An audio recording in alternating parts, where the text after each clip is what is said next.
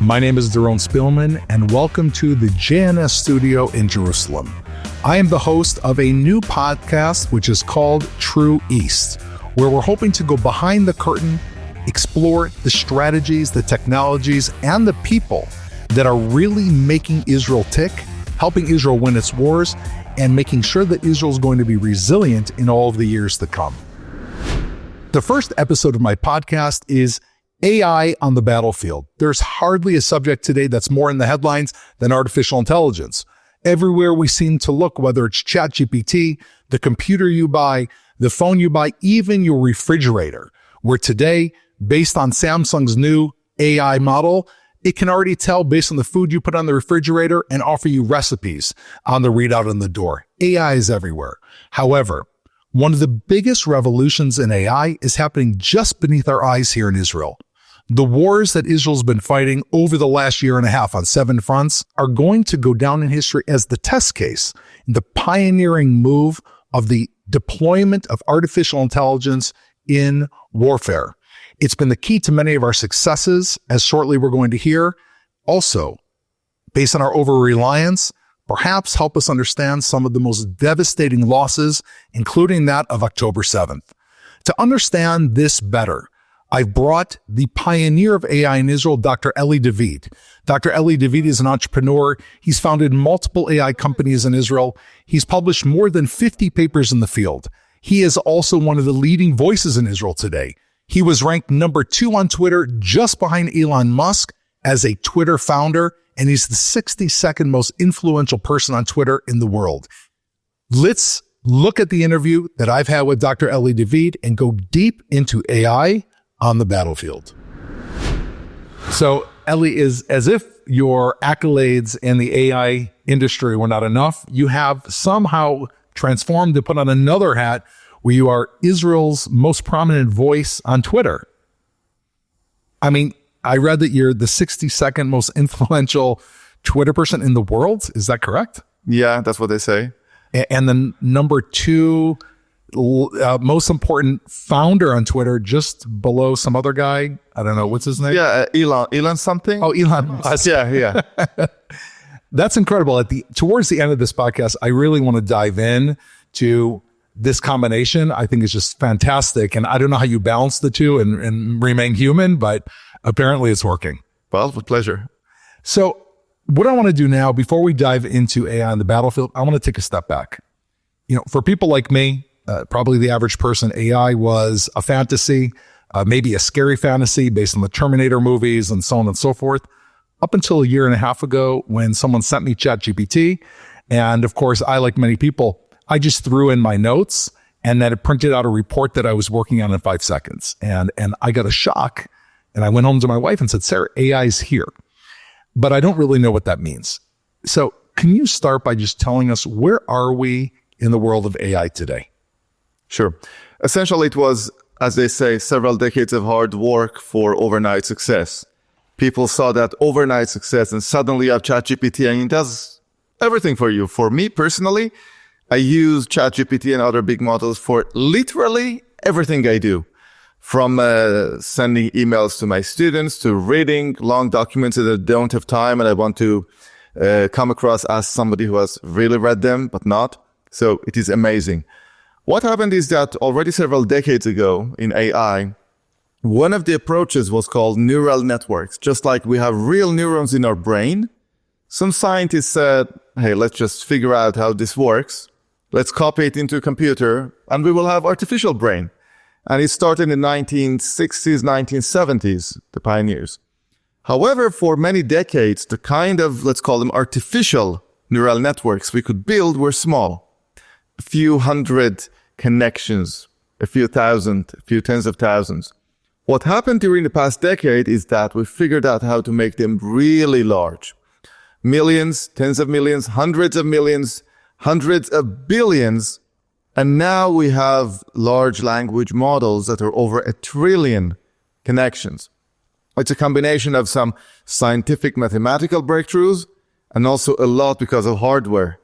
NVIDIA, Its stock was a few tens of $billions a decade ago. Now it is the most valued company in the world, much higher market cap than Apple. Yeah, now I'm crying and are all of our listeners. Today I checked it was $3.6 trillion of valuation because it is essentially supplying the shovels in this gold rush. So today we are getting very close to the computational, to artificially building the computational capacity that our brain has. And the results are in correlation with that. Today, in almost every task, whether that's computer vision, speech processing, language understanding, state-of-the-art AI is either on human level, rapidly approaching human level, or already superior to human level. So, assuming the pace of improvement continues, that's maybe a bold, maybe a fair assumption. Assuming it continues, by the end of the current decade, at the latest, we will have superhuman AI in every field. And it will not be just a little bit smarter. It will be much smarter AI for medical diagnosis, for writing articles, and for defense purposes. So you're saying that by the end of, by 2030, you think, I've got Dr. Eli David here saying that you think we'll have superhuman AI. In 2004, I had an interview with a nice Dutch journalist. He asked me when we will have superhuman AI. 2004. And I told him 500 years. 500 years. 500 years. I will be dead. He will be dead. Nobody will come back and say, you made a stupid remark. And he made a big headline, Israeli AI scientist in 50 years. And I became the target of all jokes. Everyone in the AI community said, because of people such as you, nobody's taking us seriously, because the pace of improvement was very gradual. Today, I'm holding onto that piece of paper and show to everyone and say, look, I was the first to predict this. That actually 50 years from 2004, by that time, we will have AI that is, I think it will be as smarter than us as we are smarter than chimpanzees. That will be the gap. But by the end of the current decade, the next 1 to 5 years, actually, I believe it's closer to 1 than 5, we will have superhuman performance of AI in nearly every task. So drill that down for me before we go into defense. Like, let's take a field, I don't know, law or education. I mean, what is that going to look like practically? I mean, are kids going to go to school? Are teachers even necessary? Do you need lawyers? You know, one of my kids is studying law, and what do I go home and tell her? It's a good question. You know what's the difference between a good and excellent question? An excellent question is a good question for which the other side has a good answer. Your question was only good. I don't have a good answer for that. Oh boy. The thing is that we are trying to predict what a much smarter intelligent than us will or will not be capable of doing. There is a bit of inherent problem there. So for example, look at medical diagnosis. Academically, I'm very involved with that, using AI for medical prediction in various different fields. We see that in nearly every field, not just imaging, in diagnosis of very complicated cases. You just give all the data and you compare expert humans, the best in the world, to AI. 2 years ago, AI was much lower than that. A year ago, it was as good as junior medical experts. Today, in many of the benchmarks, it is surpassing human experts. So if you extrapolate from that, in 2 to 3 years, it would be crazy to go to ask a Homo sapien doctor to diagnose you. And even if you will have Homo sapien doctors, we will have them. It will be crazy. It was mind-bogglingly stupid for a doctor to just look at your symptoms and say, hey, that's the diagnosis, without being actively assisted or led by AI. Of course, if you just caught cold, that's easy. But if it's a complex case, it would be crazy not to be led by AI's judgment. You know, this, as I hear you speak, it's frightening on some level, Eli. I mean, I'm hearing this and I'm wondering, I mean, are we all going to become redundant? Where's this going to lead? And you know, this is a rabbit hole I'm sure we could talk about. I want to have you back on to go more in depth. But if we take this into the defense realm and we apply what you're saying to defense, is Is this a crossover into the world of defense? Absolutely. It is going to be a scary world, as you said, but with it will come also lots of opportunities. I mean, if you take the medical analogy, it is scary to think that a robot, a bunch of numbers firing equations to each other, they're going to diagnose us and give us treatment and tell us what to take. But on the other hand, we will have much higher life expectancy. We will be healthier. We will have tailor-made healthcare. Imagine your smartphone will monitor you just as close as the best team of medical doctors around the clock. You have your own team of doctors with you 24/7. Of course, they will detect things earlier. Of course, they will have better healthcare. Now, taking that into the defense world, almost everything we do in defense can be divided into 3 categories. 1, intelligence. You know that something is going to happen. If you know something is going to happen, you have the measures to prevent it from happening. Security cameras, the fence, the walls, the defensive things. And 3, to take action to destroy some adversary.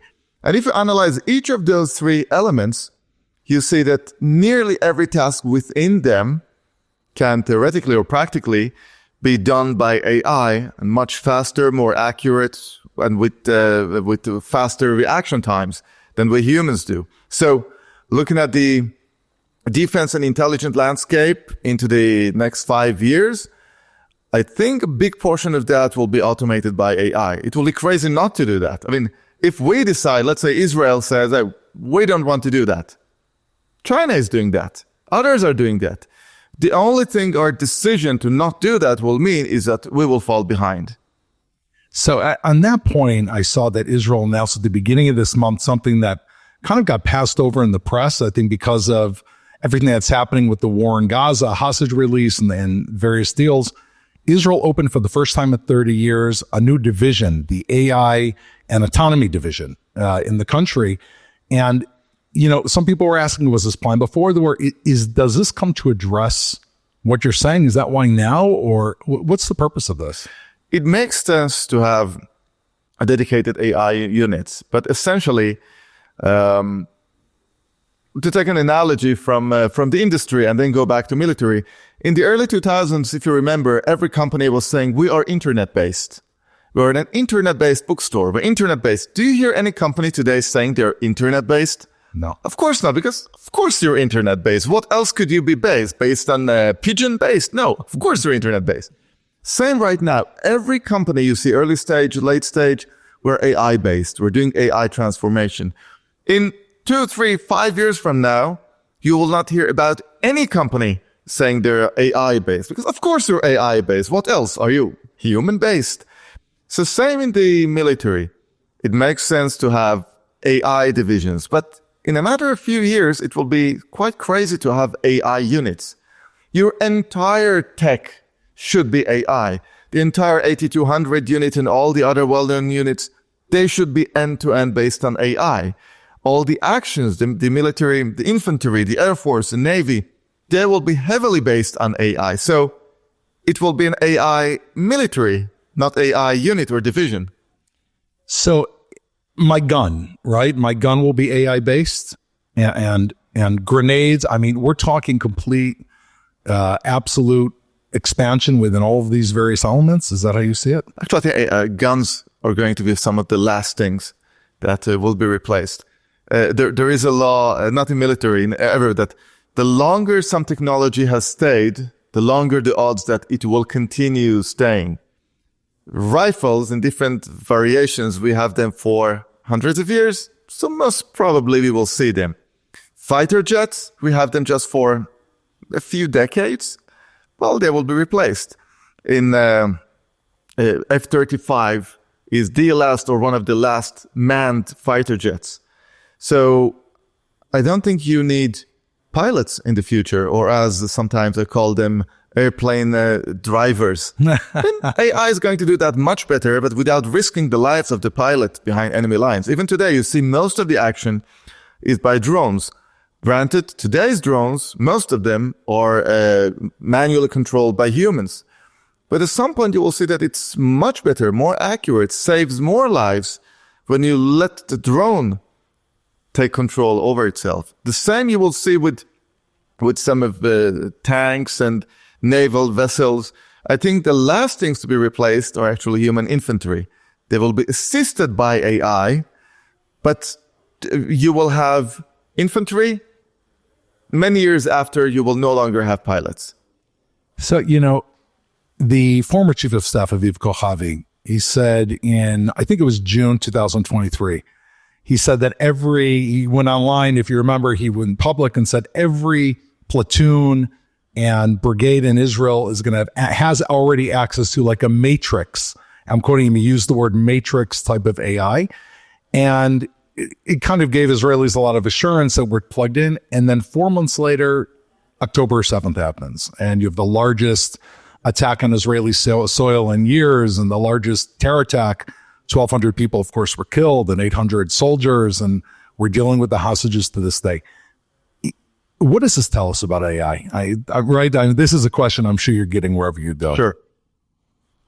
One of the famous Robert De Niro movies, that he's a drug dealer, he said the most important rule, don't get high on your own supply. And that's the risk with intelligence in general, even unrelated to AI. As Donald Rumsfeld famously said, in intelligence, there are the known knowns, there are the known unknowns, there are unknown knowns, and unknown unknowns. There are always things you don't know. Now, it is always risky to be addicted to the information you know and imagine that's all there is to it. When I speak to my physician friend, I say, well, we ran some genetic tests and there is no disease. What you want to say is out of the a small fraction of diseases that we can detect, you didn't find anything, right? He says, yeah, that's the accurate. Same here, same with AI. Your AI is as good as the data you fed into it. To feed the data into it, let's take the Gaza scenario. You have drones flying always above Gaza, that's great. All the data will go into AI and I trust it to do a better analysis than humans. You have sensors with different cameras, different, signal intelligence, phone calls, whatever. Any data you have, audio, video, text, will go into AI, and I trust that it will do better analysis than humans. It will make mistakes. It will make fatal mistakes, just like humans do, but lower number of mistakes. However, if you don't know something, you don't have the sensors to collect the data, as it's my understanding that was a big problem with pre-October 7. If you don't have any of those indications, AI will be as blindsided as any of us humans. If I don't know what is behind the wall and I don't have a camera there, replace me with an AI. It will be just as blind as I am. And that's why when we say AI, we should use AI as part of intelligence, but also defensive measures. Let's assume we are completely blindsided and there is another October 7. We are being surprised. What else? It is outrageous to say, as apparently was said, no, we cannot be surprised. We're under control. We cannot be surprised. Even if you have hermetic control of the data, you can never say we cannot be surprised. You got surprised. What then? Your defenses were breached. What then? And that, I think, was our biggest failure in October 7, even bigger than the intelligence failure. Interesting, because we actually had no response plan for when Hamas invaded into Israel. Israel didn't have a plan to pull off the shelf to how to deal with a response plan. I know that for myself, I participated in the Juniper Cobra exercises between Israel and the United States. And the idea of Hamas infiltrating Israel was always, it's a war game that we're playing, and it's all theoretical. And it was 99% focused on the north, and on the south, you'd always have one cell infiltrating Israel of 7 people from Gaza into community. And we would laugh. We would say, okay, they put in, the Gaza thing just so we would think something could happen.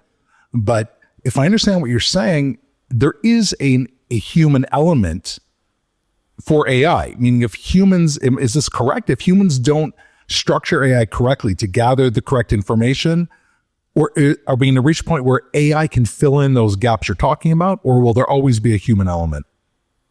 To some extent, AI can fill the gaps by just analyzing the data and understanding it. If I tell you, here's a list of numbers, 1, 2, X, 4, 5, you will fill the gap. You'll say it's a 3 because you can analyze the data. The same you can do with increasingly more complex tasks. But at some point, if I tell you 1, 57, 135, you cannot fill the gap. It's impossible. You don't have the anchors based on which to analyze. So we always need the input data, whether humans provide it, humans put the sensors in place to collect the data for the AI, or AI would analyze to say, hey, these are my gaps. I need these sensors to be placed here and there. And regarding the breach of the wall on October 7, as much as a technological guy I am and have an inclination to like technology, it's outrageous to say that we have a wall that it's impregnable. The China wall didn't stop the Mongols. The Maginot Line didn't stop the Germans. Bar-Lev Line didn't stop the Egyptians. So why did anyone think the defense around Gaza would hermetically stop them? It would delay them, but you must always think what's next. And take another example from the tragic October 7. We had all the cameras in the outposts around Gaza. In the weeks leading to October 7, many of them were destroyed. The sensors were blinded. Now, if you truly rely on that, which we did rely, the moment one sensor is gone, it's a critical emergency. You just go and replace that immediately. We didn't do that up to the point that we got completely blinded. So it was like saying, we don't need humans, infantry and tanks around because we rely on sensors. And then when the sensors are being shut down, no, it will be fine. Building on that, you mentioned about fatal mistakes. And I know that based on the war in Gaza, the war in Russia and Ukraine, they've come under scrutiny. And I don't know exactly how I relate to the scrutiny because maybe it's the best scenario. But based on the pace of AI, the rumors are, and I don't know if this is true, that we were able to compile 50 or 100 targets. I would assume Israel was probably better than the rest of the world in our intelligence department over the course of a year. And that they say that Israel turned to AI, and the rumors are that it was compiling 200 targets a day. And as the article, I think it was a Washington Post article, said, that human beings weren't able to keep up with the supply, and that ultimately, perhaps decisions of life and death either were being made by machines or shortly will be made by machines. How do you feel about that? It makes perfect sense. The machine can process data at a much faster pace than we can. Of course, it is becoming more accurate. But that's the second thing, the two different things, the speed of processing and the accuracy. When IBM Deep Blue defeated Garry Kasparov in chess in 1997, a human can analyze about 3 chess positions per second. IBM's Deep Blue was processing 200 million positions per second. Sheer computing power. Now imagine that you have the highest resolution images streaming to you live of every square foot of Gaza, theoretically. How many humans do you need to analyze that in real time? In real time, know that in that coordinate, there is now somebody with AK-47. It's impossible. Even if you have 50,000 people just doing that, you cannot cover that. Take machines that are fast enough with enough computer hardware, you can do that. You can have machines that are in live 24/7 monitoring every inch of Gaza. Given that you have the sensors, of course, it's not practical to do that, but given the sensors, that's not a problem. So the figure that you mentioned, 200 targets by machine, I wouldn't be surprised even if it was 2,000 or 200,000. The bottleneck is not the machine, it's the sensors that collect data and what you ask them to do. Now, regarding the accuracy, let's continue with the analogy of a drone looking down. When you see in the news or screenshots that are being published, the command and control of drones, often you see some grayscale screens. You know why is that grayscale? Because we want the data from the drone to be compressed in real time so that you are the human operator. You will see it as close to the moment that it's actually happening in perfect real time. So If you want that, you compress the data, you make it grayscale so that it will transmit quickly. Now, you as a human have a challenge. You're not looking at a high definition image. Well, is that a terrorist with an AK-47 or is it a woman with a stroller? That's absolutely critical. Oftentimes you err on the side of caution, not targeting many terrorists. Occasionally, tragically, you do make mistakes because the quality of image is not the best. It could have been better. Now, for the sake of the discussion, imagine I told you, you can take the AI that makes a decision and put it within the drone. Of course, right now, nobody would accept that. I wouldn't want that. I wouldn't want drone to make life and death decision. But for the argument, let's continue with that. And that drone is looking at high definition. It doesn't need to transmit anything to anyone. And its accuracy of hitting bad guys is 99% instead of your 90%. And its chance or risk of hitting the innocents, instead of your risk of 1%, it is 0.01%. Is it even morally plausible to have humans in the loop? Essentially what you're saying, I am going to sacrifice 100-fold more innocent people just for my insistence for having humans in the loop. Does it make sense? Wow. When you phrase it like that, Eli, it's an entire reorganization of what we feel is moral. And I imagine it's going to extend beyond defense. This is going to go to other industries as well. Is this, based on what you're saying, my mind, as I mentioned before, goes towards Terminator. Everything you're saying, this advanced AI reaching new levels, multiples of the human brain, understanding its own holes. Basically, we're dumbing it down for humans right now to some degree because of our own consciousness. Is it conceivable that machines could turn this against humans? Absolutely. Any technology from the dawn of humanity has been used both for good and bad. I cannot think of any technology that hasn't been abused. You know, knife is good. You can cut things, prepare food, and you can kill each other.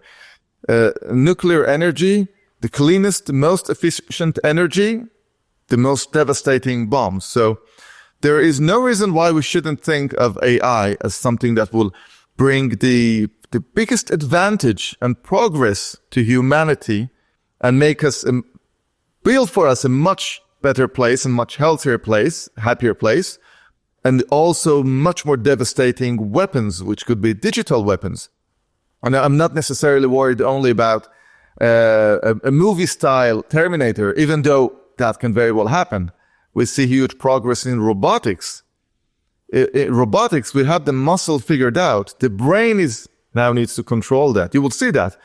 But I imagine there is an AI propagating in the internet, and almost every national infrastructure of every country is somehow connected to the internet.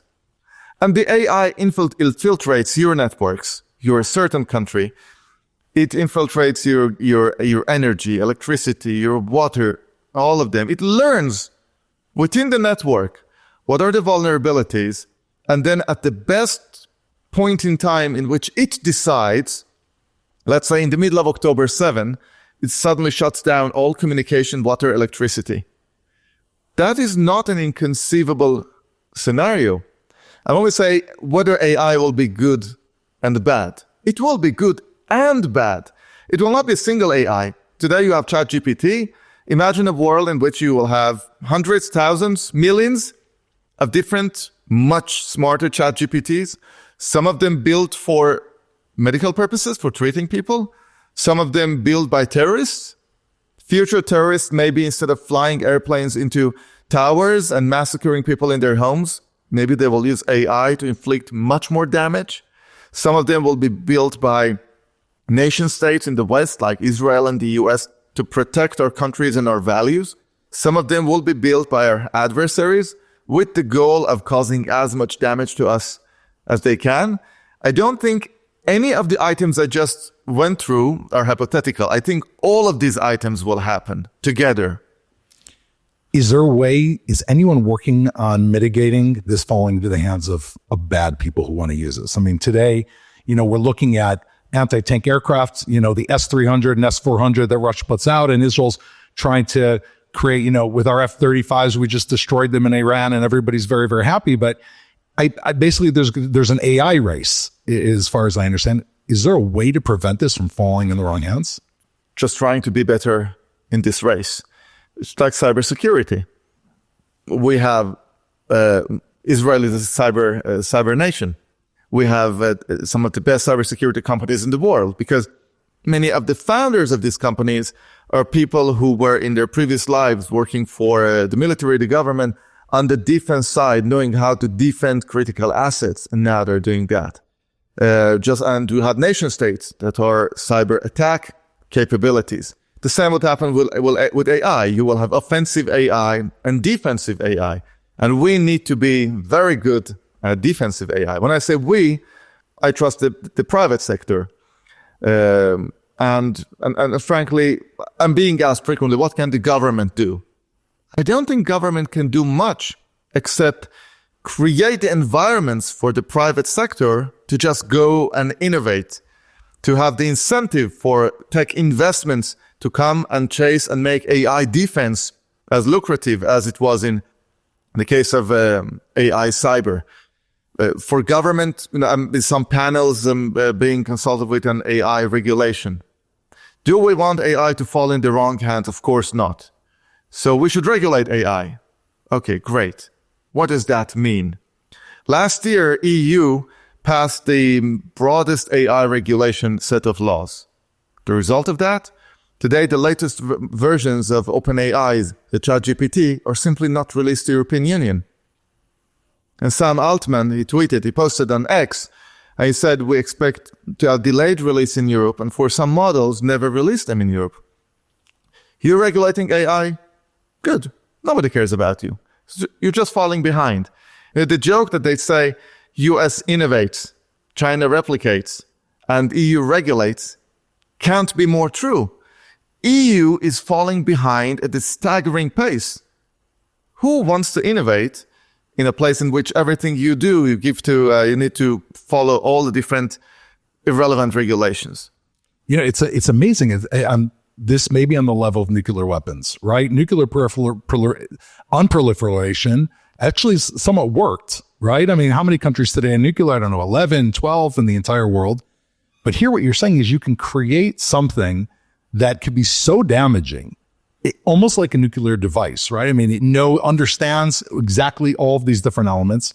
It can be made. You don't need to come up with solid fuel. You can make it in your own computer in a terror regime, and it could be deployed. And yet the government, it really cannot be the enforcer.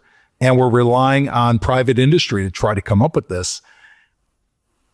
It sounds frightening. And my question is, how is Israel going to stay ahead of this competitive edge? What does Israel need to do? If you're sitting here right now with the prime minister and the defense minister and the head of 8200, what do we need to do to stay ahead of the curve? First of all, we need to know where we are, and we are a key player within the Western team, let's call it. The world is now shifted into two poles, the China pole and the US pole. And we are not alone. We should not be alone. It doesn't make sense to be alone, even at the policy level. It is such a critical issue for the future of humanity that all the decisions should be taken by the West. And of course, the West that is led by the United States. The United States is actually making smart moves, trying to limit as much as possible to the proliferation of advanced chips into its adversarial countries. Because limiting the proliferation of AI know-how, the knowledge, the software, is very difficult on the verge of impossible. So right now, the bottleneck is the chips, the semiconductors. And we need to be trying to help the US to the extent we can, as much as we can, and be fully aligned on every policy issue. I think the national security, the AI national security of Israel, I don't think we have any. We should have, it should be fully aligned with the AI national security of the United States, of the Western Europe, because we're on the same pool. We have the same challenges, same difficulties, same opportunities. So I think that's where Israel should be, proactively in that field. Bottom line, defend Taiwan. Yes. Keep Taiwan safe. As long as it is Taiwan right now, and again, I'm not an expert in Chinese-Taiwanese relationships, nor do I have any claims to be. But right now, the vast majority of advanced semiconductor in the world is produced in Taiwan. When you go to 7 nanometer, 5 nanometer, which is all the advanced chips, your phones chips, every AI, nearly all of them are produced in Taiwan. Nearly all of them in TSMC, in a single factory. Of course, it's not just Taiwan. If, God forbid, the worst thing that can happen for the world, there's a military conflict between China and Taiwan, TSMC will come to a halt. And it will be lose-lose to everyone. If China takes Taiwan, TSMC cannot continue building semiconductors, because to do that, they need certain machines that are built only by a company called ASML in Netherlands. It's much more complicated than that. I think one of the smartest decisions of the first Trump administration, led by Mike Pompeo, was to make sure there is advanced semiconductor production capability on U.S. soil. And the U.S. gave huge amount of subsidies to TSMC to start building the plant in Arizona. We should all be thankful for that smart decision, because now we're going to see the beginning of the production. At first, it will be a very small fraction of the production that we need. But the important thing is that now, for the first time, we will have production of the most advanced semiconductors on U.S. soil. The know-how, which wasn't there, is finally there. And we, Israel, part of the West, we should try to have as many components of AI, from hardware to production, software, built on Western ground, Western soil, whether that's Israel, the US, UK. That's important for the future, to make sure all the stack of AI is within our control and not that of our adversaries. You know, it's fascinating. I didn't hear this as part of the campaign pitch for Trump. I didn't hear the administration talking about this, maybe because it's so technical, but basically what you're saying is that Pompeo and the Trump administration made a critical move on the level of U.S. oil production. And do you see them moving forward with this again now that they're back in? Absolutely. Trump announced yesterday the $500 billion private sector investment on AI.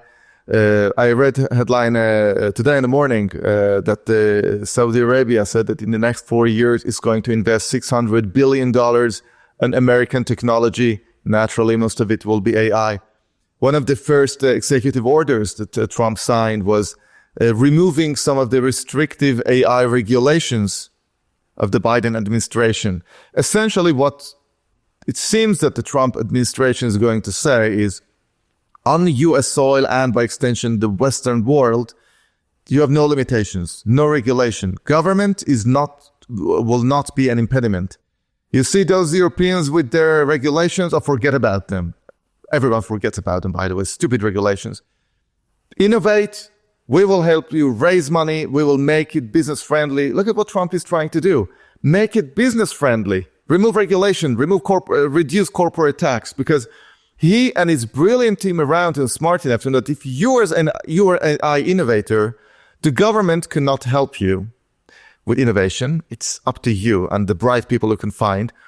The government should not tell you what to do and not to do, because the government will always, by definition, know much less than you.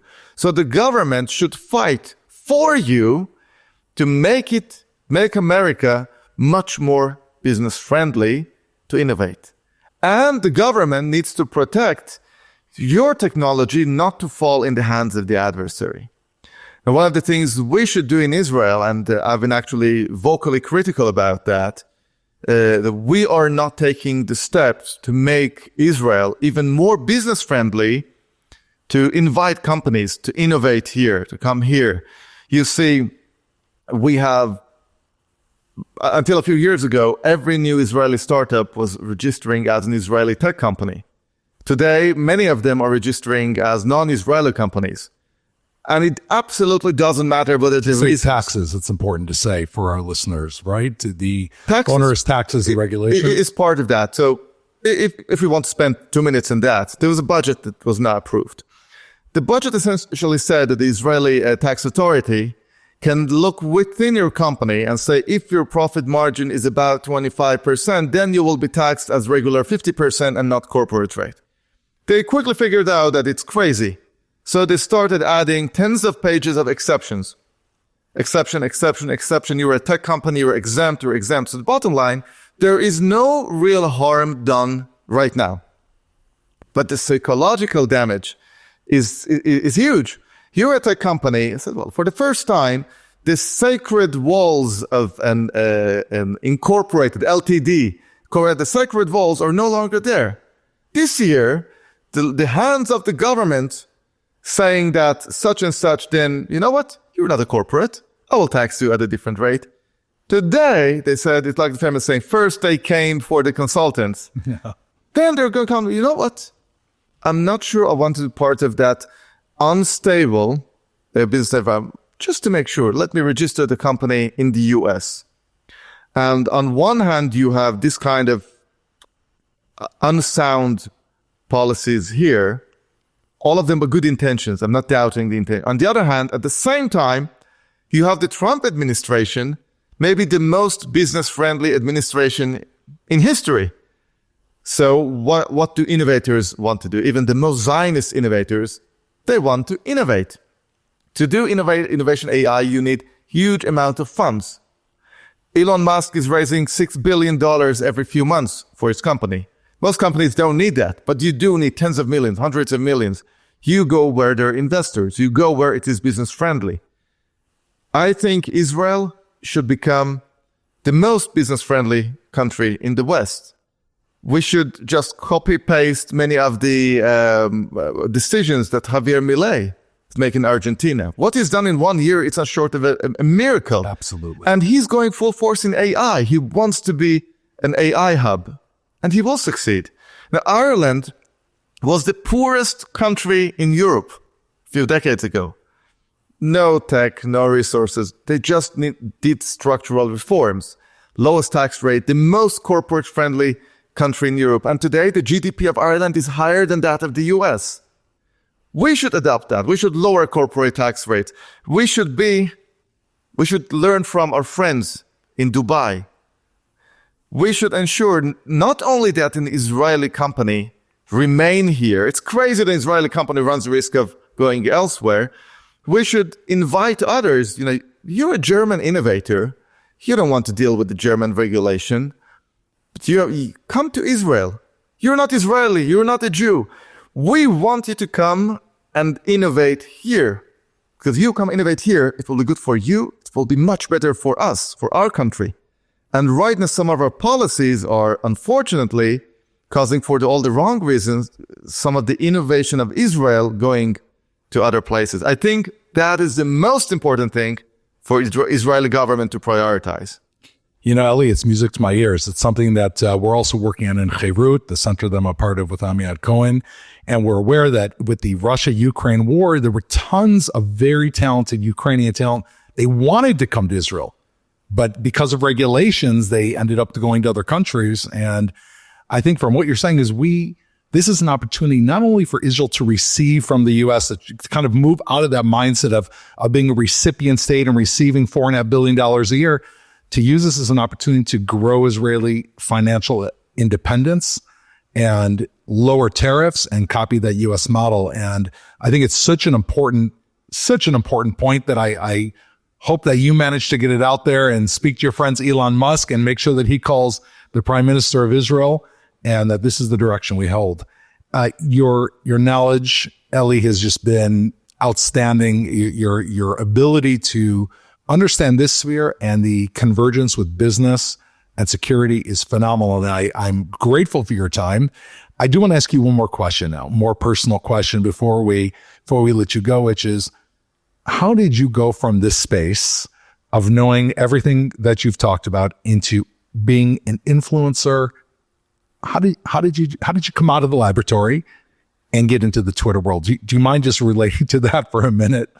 My Twitter account started as an AI scientist. For the first years, it was just AI, science, research, companies. But at some point, I started valuing Twitter just for speaking my mind on any subject. Now, I drink a nice bottle of whiskey. Hey, that's a good whiskey. I want my friends to know. I don't care about anyone who cares or not. And as I started speaking my mind, completely unfiltered, you see that people do want to hear that. One of the big jumps for my follow account was during COVID.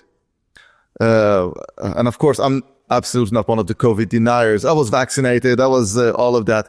But for me, it was crazy that the government everywhere, including in Israel, just a government decision at the snap, your basic human rights are taken away from you. You can suddenly not walk 200 meters away from your home.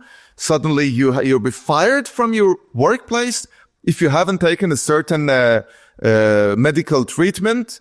Even if it is absolutely great and it's stupid not to take it, I have the right to be stupid for myself. So for me, it was one of the, I think, worst periods of my life. I'm living in a Western democratic country, and suddenly overnight, I look at Israel, I look at many states, many blue states in the US, many Western states. Suddenly it's like China, Communist Party is making the rules here. So I was very vocal about that. I got a large audience, and many entrepreneurs in the West also started speaking up their minds. Peter Thiel, Joe Lonsdale, David Sachs, and of course, Elon Musk. And since October 7, until October 7, I never tweeted about politics or Israel. My first tweet, I guess, was 7 a.m. October 7. I was just not knowing what's happening. I was just following all the Arab media, all the Telegram channels. I was seeing they're just celebrating on the streets. Innocent civilian Palestinians are taking part in the massacre and celebrating that. And I'd say it was important to echo that to the world. And since then, that's what I'm doing. I'm not an influencer. I'm not doing any hasbara, as they say. I'm not doing any of that. I'm just speaking my mind completely unfiltered. And some people are crazy enough to want to hear what I'm saying. But I think it's part of a bigger issue. People around the world no longer tolerate polished messages. You see, Donald Trump, people love him because he says what he thinks. People say that Javier Milei is the Argentinian Trump. They couldn't be more different. Milei is an economist. I watched a 3-hour interview, so many facts, knowledge. He's quoting Thomas Sowell and Milton Friedman and Hayek and all of that. But even such an immensely educated person knows that when you're talking to the people, you speak in their language. And you see him talking to people. It was amazing to see him right after winning the presidential election. It's a celebration. He's shouting, "We have no money." And they're singing with him, "We have no money." You see an educated politician, an economist, conveying pure facts to people in such a way that they are chanting these facts with him. And that's what we need elsewhere. I keep saying, I'm looking for the Israeli Javier Milei to speak to the people what he thinks and let the people decide if they want to vote for you or not. Don't try to overcalculate it. That's not what Trump did. Trump couldn't care less something he says is a vote winner or not. And people love that. And I think we will see that. We will see that in Spain with Santiago Abascal. We will see it in Argentina, hopefully Eduardo Bolsonaro. We will see it in more friendly European countries. Geert Wilders in Netherlands, a great friend of Israel and the Jewish people. People want people who fight for freedom, for liberty, and speak their mind. Dr. Eli David, I feel like maybe I'm looking at the next Javier Milei. Really, I take this to heart, and I think our listeners take this to heart as well. The forthright way that you're able to deal, it's amazing, on one hand with artificial intelligence, and on the other hand with speaking your mind and not worrying about what the other side's thinking, just actually speaking the truth. I appreciate very much you joining us on our first episode of True East. I want to tell all of our viewers that if every episode is going to be like this, it's going to be a phenomenal success. I think we're all going to thank Dr. Eli David for enlightening us on the world of AI. The entire world of AI, we went way beyond just security and military uses, although that's key. And join us every single week here on True East, where we're going to go behind the curtain, look at the technology, the strategy, and the people that are making the big change in Israel. Understanding Israel is the key for understanding these three elements. So thank you so much for everything, and I will see you again soon. I hope to have you back on. Thank you very much. It was a pleasure.